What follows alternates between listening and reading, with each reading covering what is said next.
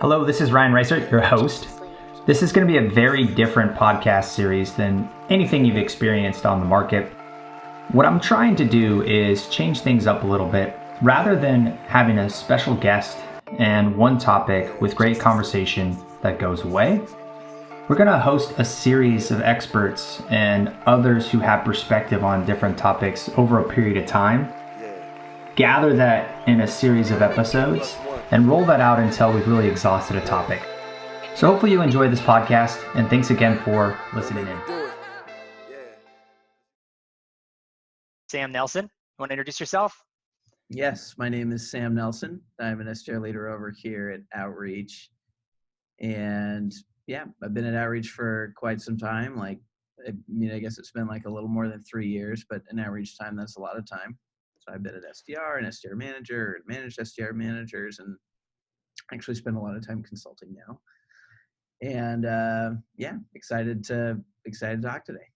Yeah, awesome. I mean, your perspective is going to be pretty cool on this topic, because as we were chatting, it was like, wait, some of these things you may not even have known, and you work in this, the tech space. So I'm really excited to hear what you have to say here. So the first question, do you believe in this rise of coaching culture, revenue intelligence? How do you feel about this? Definitely believe in coaching culture and revenue intelligence. But to be totally honest and fair, there are a lot of different brands or different names for a lot of times a lot of the same things. So do you want to dive a little deeper into what specifically you mean by revenue intelligence? Yeah, for sure. So and we've had so many different perspectives on this, so it's great. This conversation will go however you see fit. But when I'm thinking about this movement right now, it's really how you see it. The idea of using data to coach. There's technologies that do this. There's old school technologies like CRM. Outreach has a lot of data. So the revenue intelligence, does that help us provide coaching? Is it necessary for us to provide coaching?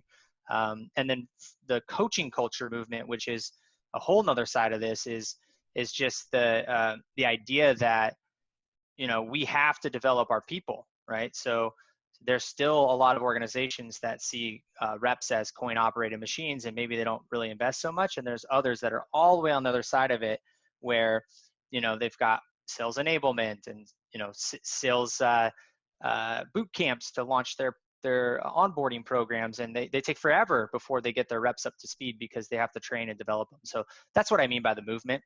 Organizations doubling down and on both the investment of their people, but also the technology that supports it. Yeah. Okay. So why? So the question here too is, I mean, it's fairly straightforward. A lot of the guests that are new to this, but why do you think it's really taking off, and it's starting to take fire in the sales development community for sure, but specifically in tech, and are you seeing that in any other industry? I'd love to hear what you guys are seeing, especially at Outreach. Yeah, I mean, of course, we want to manage to data as best we can. So, I mean, we use Salesforce reports. They're still good for a lot of what we need to do. Mm-hmm. There are some things that it doesn't do super well. One of them that I think is really important that people don't think about enough pretty consistently is measuring prioritization, right? We bring in SDRs into being an SDR, and if you are cold calling over a number of years with the same company, over time you can develop an intuition for who you should be spending your time on, who you shouldn't be. If you're an SDR, especially with the average tenure of SDRs, we can't wait around for them to develop an intuition. And if you're not measuring that, they're probably spending a lot of their time on the wrong people and not spending enough time on the right people. And little tweaks in that area can cause a massive difference in success, no matter how good they are on the phone. And so that's one thing that I think has gotten a little bit better with more platforms that kind of get a little bit more granular into other things that you want to manage. So prioritization is one that I think has been missing for a long time, that is finally kind of more available, that I think is a big deal. It's a huge deal, right? I mean, I wrote a book on this. The process is called buckets, and it's all about prioritization, trying to focus on those closest to revenue first. And that's a fantastic point. I don't think most organizations understand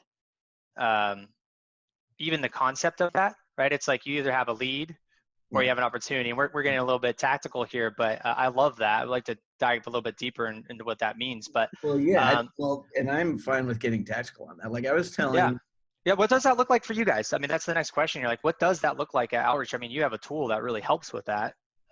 So you want to bucket it into, you have a certain type of sequence that you have for your high priority people that can become immediate opportunities, right?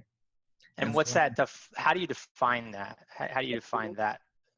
We call it the Agogi sequence, and that's a whole other discussion in itself. But it's about like 10 to 15 minutes throughout the duration of the sequence for the rep, and we will put that to people. We will put prospects in that sequence if they can become an immediate opportunity.